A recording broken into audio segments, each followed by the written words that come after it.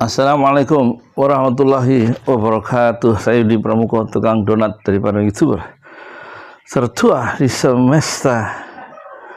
Saya masih merenung-renungkan ya tentang manuver dan ekspresi intelektual dari siapa itu yang Kapten Ruslan Buton ya, yang sekarang ditangkap oleh Mabes Polri ya.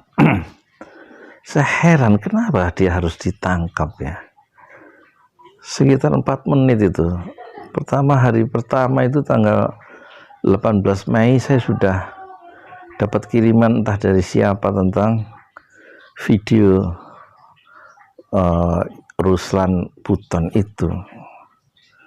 Saya langsung luar biasa ya, berani dia. Tapi ternyata memang efeknya meluas ya. Saya kira itu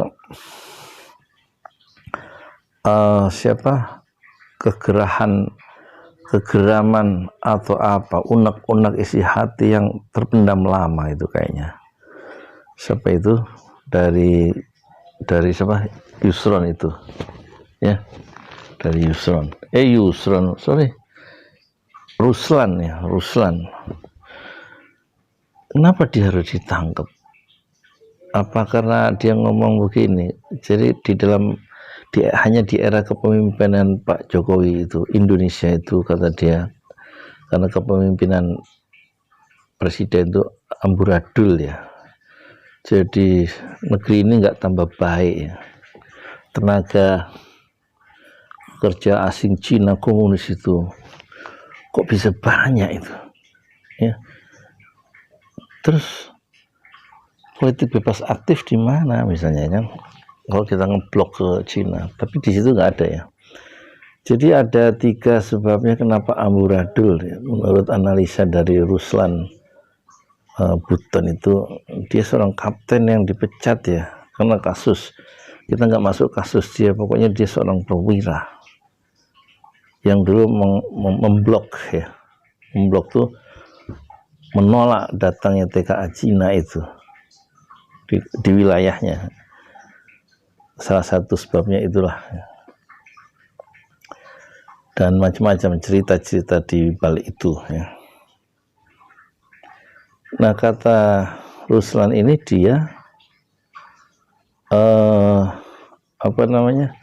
sebabnya 3. Kenapa leadership Pak Jokowi itu bikin kita itu amburadul? Pertama, karena ketidakmampuan ya Pak Jokowi sendiri dalam mengelola Indonesia yang sebesar ini, kata itu Ruslan Buton itu.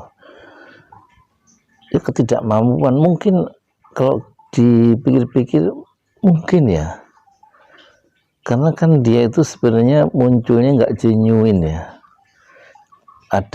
Sudah semua orang tahu di belakangnya ada yang mendanai secara besar-besaran ya kan. Kemampuan politisi kan bukan ya, beda dengan Bung Karno tuh, dari muda dia sudah punya tekad Indonesia harus merdeka 100%. Hari ini juga diketawain sama orang-orang, dan cita-cita Bung Karno itu tercapai 25 tahun kemudian, dan sampai akhirnya dia seorang politisi yang memang hidup matinya dalam mengelola dan merebut kekuasaannya. Itu Bung Karno, politisi tulen, terbiasa di dalam bertarung dengan lawan-lawan pemikirannya dan lawan-lawan politiknya. Dan tahun 26 dia sudah menulis ya, bagaimana dia berusaha menggabungkan Islam, Marxisme, dan nasionalisme. Tahun 26 ya, jadi usianya saat itu 25 tahun sudah punya bayangan seperti itu, yang nanti secara di ujung hidupnya dia praktekkan tuh Nasakom. Gagasan Nasakom itu gagasan lama dia sejak remaja. Dan Bung Karno punya mentor politik ya, sanat politiknya jelas, yaitu Cokro Aminoto ya. Nah, kalau Pak Jokowi kan tiba-tiba munculnya dari pengusaha kayu, eksportir kayu, kemudian masuk ke dunia politik. yang kurang relevan bahwa dia sudah pernah jadi wali kota, iya, tetapi kan kayak apa ya? Ya ternyata di DKI hanya 2 tahun ya sebagai gubernur dari janjinya 5 tahun. Itu aja sudah mencederai komitmen dia sebagai politikus yang bisa diandalkan kan. Ya sudahlah, jadi kemungkinan katanya karena ketidakmampuan mengelola Indonesia sebesar ini menurut perspektif Ruslan Puton itu. Kenapa dia tangkap ngomong gitu? Kedua, kemungkinan ada bisikan dari kelompok kepentingan tertentu katanya. Ini di videonya itu ya, yang saya ingat-ingat gitu. Kenapa jadi begini Indonesia itu? Karena Pak Jokowi dapat bisikan dari kelompok kepentingan tertentu tanpa dia sadari. Ada ungkapan itu, tidak disadari. Ya mungkin merasa betul itu bisikan-bisikan itu, tapi sebenarnya kelompok kepentingan itu punya tujuan jangka pendek, menengah, yang atau mungkin ada hidden agenda ya, agenda yang tersembunyi yang tidak disadari oleh Pak Jokowi yang bukan seorang politikus ya. Naluri politiknya kan kelihatan tidak tajam kan, memang bukan politisi kan, pedagang. Jadi melihat Indonesia bagaimana menguntungkan secara ekonomi ya, dalam perspektif perdagangan saja. Padahal kemenangan politis bagi sebuah negara itu penting juga. Dan itu berarti kemampuan leadership, kemampuan komunikasi, kemampuan duel pada tingkat dunia di forum-forum internasional kan gitu. Nah yang ketiga, Indonesia jadi begini ya, bahasa sampai itu bahasa Ruslan itu menjadi amburadul karena ketika tersandera, katanya bahasanya tersandera oleh elit, kepentingan elit tertentu ya. Kalau tersandera itu berarti orang-orang yang disebut elit di situ, menurut pemikiran saya, sudah memberikan sesuatu sampai Pak Jokowi itu menjadi presiden misalnya gitu ya, mencapai tujuan yang diinginkan, di backup habis-habisan oleh kelompok elit itu. Nah ketika sudah jadi presiden, Pak Jokowi tersandera, harus membayar hutang ya dalam tanda petik terhadap orang-orang yang dulu sudah membantunya, dan dia ingin melakukan sesuatu selalu mengikuti kemauan orang yang sudah membantu habis-habisan baik dana maupun dukungan finansial maupun dukungan politik, begitu kira-kira ya, dari kelompok elit itu. Dan dia tersandera, tidak bisa punya keputusan yang merdeka kecuali mengikuti kemauan arahan dari kelompok elit yang sudah menjadikan presiden itu berhutang budi, kira-kira itu. Itulah dia membuat tersandera sehingga tidak punya pilihan-pilihan bebas ya, atau dia memiliki sebuah keputusan-keputusan politik yang selalu disandarkan harus mengacu pada kelompok elit itu, sehingga selalu kiprah politiknya atau kebijakan politiknya selalu tersandera oleh orang-orang itu. Nah ini yang diingatkan oleh Ruslan itu sebenarnya kan. Lah kok ditangkap ya? Katanya menyebarkan berita bohong. Kalau menyebarkan berita bohong ya harusnya penjara itu penuh ya. Banyak. Karena banyak yang dilaporkan ke polisi nggak diproses katanya dari pihak sana ya. Tapi kalau dari pihak sini selalu diproses kalau melaporkan pihak sana ya. Nggak tahu lah. Jadi pertanyaan saya ini, kenapa orang yang mengemukakan aspirasi dan meminta presiden mundur itu harus masuk penjara? Itu persoalannya. Bukankah kalau presiden itu di-impeach atau harus mundur itu ada syaratnya, melanggar konstitusi misalnya dan lain-lainnya, yang dipersulit itu impeachment itu sekarang. Nah kalau cuman kritik aja katanya dulu perlu dikritik presiden, tapi faktanya orang yang mengkritik dijemput oleh polisi. Berarti kan antara ucapan presiden dengan aparat di bawahnya kan nggak sinkron ya. Itu sih menurut saya, nggak tahu benar nggak tahu enggak. Jadi kita kalau begini kan apa, pemerintah tuh nggak sedang melakukan investasi ya, menimbulkan apa, kemarahan bertumpuk-tumpuk nanti di kalangan masyarakat karena perlakuan seperti ini. Orang yang berbeda pendapat itu kemudian diperkarakan ya, dicari pasal-pasalnya gitu. Kenapa sih orang itu nggak dibiarkan bebas ngomong gitu? Apalagi cuma ngomong itu 4 menit ya. Saya lihat apa masalahnya, biasa aja itu. Pokoknya lebih kasar dari itu. Ini malah ucapan Kapten Ruslan ini kelihatannya dikonsep betul ya, dan dia mengerti persoalan Indonesia yang terancam itu, kedaulatannya itu hilang ya karena banjirnya tenaga kerja asing, Cina, komunis itu. Apa itu bukan satu nasihat yang berguna, sinyal-sinyal apa, nasihat atau kritik yang bagus ya untuk menahan langkah supaya tidak terjerumus lebih dalam. Saya melihatnya inna dzikra ya fadzakir, berilah peringatan, inna dzikra, sungguhnya peringatan itu tanfa'ul mu'minin, sangat berguna buat orang-orang yang beriman ya. Peringatan-peringatan dari orang yang melihat dalam perspektif yang berbeda, the other perspective, itu sangat berguna ya bagi pengelola kekuasaan untuk mengoreksi ya langkah-langkah yang dia mainkan selama ini. Jangan-jangan memang langkahnya itu diyakini benar, tapi sebenarnya ketika menerima kritik dari orang lain yang di luar kekuasaan, itu dia mungkin tersadar bahwa langkahnya itu keliru. Bukan terus orang yang berpikir berbeda itu ditangkap ya. Ini kan persis seperti zaman akhir Soekarno ya. Otoriter, yang makin otoriter, kekuasaan Soekarno kan main tangkap. Ya Soekarno nggak nangkep, yang nangkep aparatnya polisi-polisi itu loh.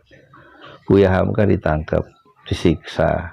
Ya, iya, karena Buya Hamka ngomong gini, orang yang apa, kata Buya Hamka, Islam di dalam bahaya, Islam sedang dalam bahaya.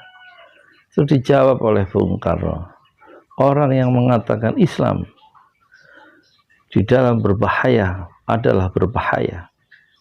Maka Hamka ditangkap, dituduh makar, rapat di Tangerang katanya mau makar. Nah ini 2 tahun 4 bulan meringkuk di tahanan di Sukabumi sampai di Persahabatan, Rumah Sakit Persahabatan.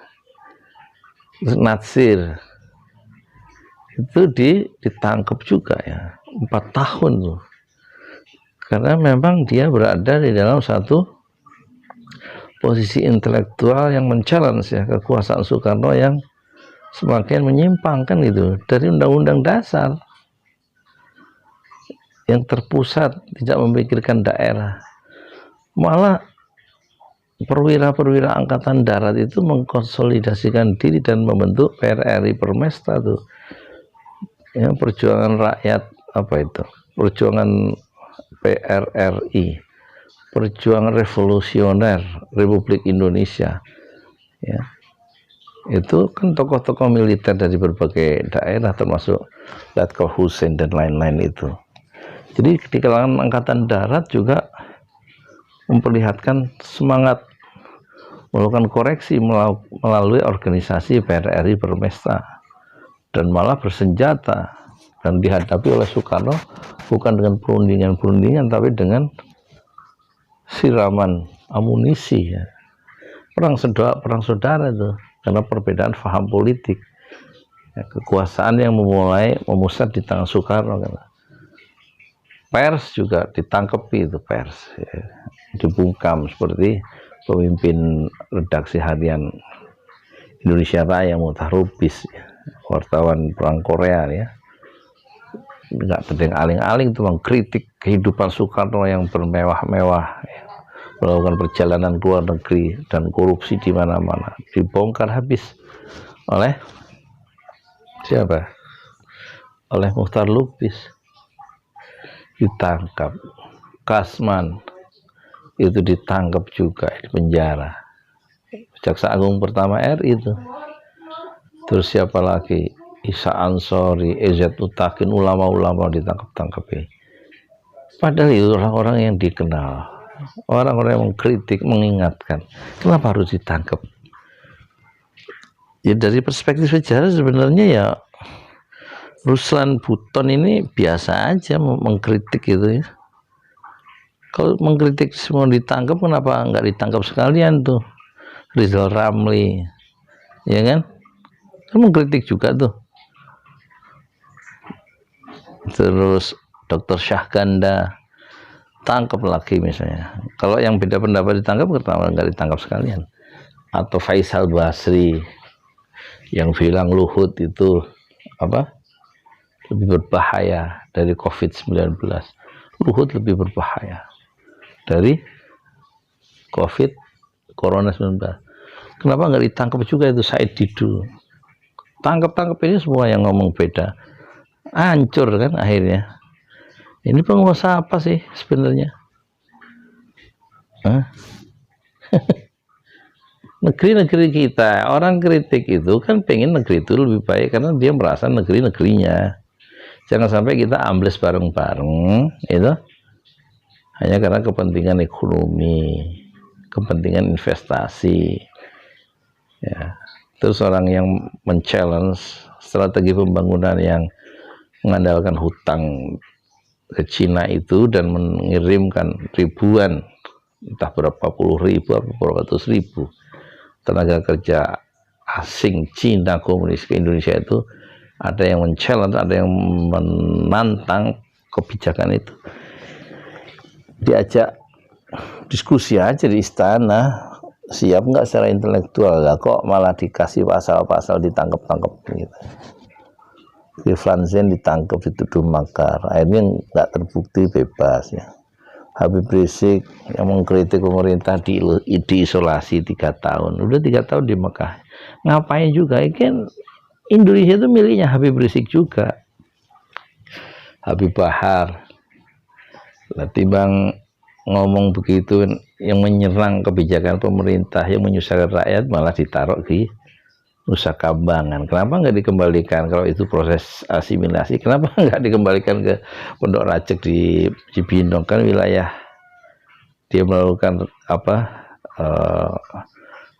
yang menganiaya anak itu kan adanya di Bogor. Kenapa ditaruh di Nusa Kambangan? Ya kan? Kenapa Alfian Tanjung yang mengingatkan bahaya komunisme tempo hari dimasukin penjara? Itu kan aneh ya. Ya kalau semua kritik-kritik yang pedas itu untuk memperbaiki keadaan dan memang tidak sesuai dengan aspirasi rakyat, aspirasi umat Islam itu ditangani dengan kekuasaan, lalu itu sebenarnya kita mau membawa Indonesia kemana sih? Ke negara kekuasaan apa negara hukum ya? Kekuasaan itu sebentar lagi juga selesai, nggak ada yang abadi ya. Itu penguasa Gubernur Jenderal Belanda sejak Edinburgh, De Graaf ya, yang menumpas orang-orang yang beda pendapat itu, mengkritik pemerintah, yang memenjarakan ribuan orang ke De Gaulle dan membuang orang kemana-mana itu, termasuk sampai di Yonge, itu semuanya sudah hilang dengan catatan buruk dari di dalam mengelola kekuasaan kan. Kok nggak belajar dari sejarah gitu loh kita ini orang Indonesia ini ya. Ya nggak tahu lah, saya ini heran ya dengan orang-orang yang baru belajar mengelola kekuasaan tapi tidak belajar dari sejarah orang-orang yang tenggelam di masa lalu, kan kekuasaan yang dipegang secara keliru, kekuasaan yang digunakan secara keliru dan menindas bangsanya sendiri. Moga-moga tidak terjadi, dan sebaiknya Ruslan Buton itu dilepaskan saja, nggak usah dijadikan alat untuk menakut-nakuti orang yang berpikiran kritis terhadap pemerintah, dan lepaskan aja itu siapa itu Habib Bahar di Nusa Kambangan. Pemerintah aja bisa melepaskan 80.000 narapidana, dibebaskan gitu aja, proses asimilasi dan integrasi. Kenapa seorang Habib Bahar malah dimasukkan penjara? Alasannya dan itu cepat dipulangkan, itu diurus sama pemerintah. Habib Rizik ngapain diisolasi itu, ngapain coba? Habib Rizik bilang kalau larangan dicabut bisa pulang, hari ini dicabut, saya lusa pulang ke Indonesia. Jadi bukannya nggak mau pulang. Jadi kalau ada orang bilang Habib Rizik itu pulang aja, itu orang bodoh yang ngomong gitu. Dia itu bukan yang nggak mau pulang, nggak bisa pulang, karena ada kekuasaan yang bermain di situ. Emangnya Habib Rizik orang Petamburan nggak rindu dengan rumahnya sendiri di Petamburan itu? Bukannya dia nggak bisa pulang, dilarang pulang, pemerintahnya bohong, nggak ngaku kalau dia itu mencekal masuk Habib Rizik Sihab ya. Terus yang 600 sampai 700 orang Indonesia yang di Suriah itu pulangin aja, kenapa sih? Emang nggak bisa hidup bersaudara gitu, sama-sama orang Indonesia kok. Jangan mentang-mentang punya kekuasaan terus menindas warganya sendiri, kenapa sih? Nggak lama kan kekuasaan tuh, berkuasa itu karena ada surat keputusan kan. Nanti kalau kembali ada surat keputusan jadi pejabat kan, nanti setelah pulang kembali masyarakat kan nggak punya akar ya, nggak diterima oleh masyarakat karena dia dihormati karena ada surat keputusan ya. Pemimpin sejati itu ya kayak Habib Rizik, kayak Habib Bahar itu, dia menjadi pemimpin karena diakui oleh masyarakatnya, dan nggak ada surat keputusannya itu. Dia besar karena dia membela dan membesarkan masyarakatnya. Bisa saya ngantuk. Terima kasih. Assalamualaikum warahmatullahi wabarakatuh. Saya Yudi Pramuka, tukang donat dari para youtuber tertua di semesta.